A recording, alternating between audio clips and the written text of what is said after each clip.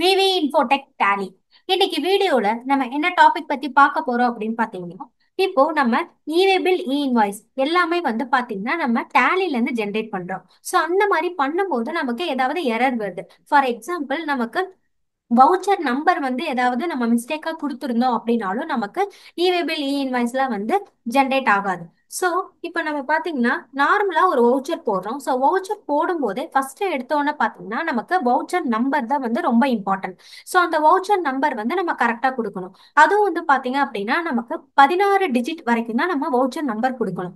அதுக்கு மேலே நம்ம கொடுத்துருந்தோம் அப்படின்னாலும் நமக்கு இவே பில் இன்வாய்ஸ்லாம் வந்து ஜென்ரேட் ஆகாது. ஸோ இப்போ வந்து பாத்தீங்கன்னா இப்போ ஜிஎஸ்டி சேல்ஸ் அப்படிங்கிற இந்த ஒரு வவுச்சர் டைப் இருக்கு. ஸோ இந்த வவுச்சர் டைப் வந்து பாத்தீங்கன்னா நம்பரிங் மெத்தட் வந்து ஆட்டோமேட்டிக் மேனுவல் ஓவர் ரைட்ல தான் இருக்கு.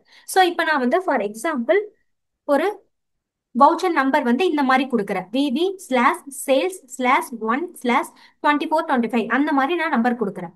ஸோ இந்த மாதிரி நான் கொடுக்கும்போது என்டர் கொடுத்துட்டேன் அப்படின்னா இது வந்து பாத்தீங்கன்னா நமக்கு 16 டிஜிட்டுக்கு மேல இருக்கு. ஸோ நான் இப்படி என்டர் கொடுத்துட்டு என்ட்ரி எல்லாமே நம்ம போட்டு சேவ் பண்ணுறோம். ஸோ இவேபிள் இன்வாய்ஸ் கொடுக்கும்போது நமக்கு எரர் வந்துடும்.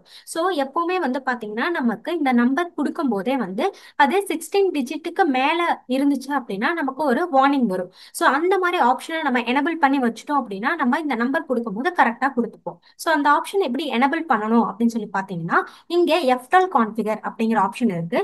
ஸோ இதில் வந்து பார்த்தீங்கன்னா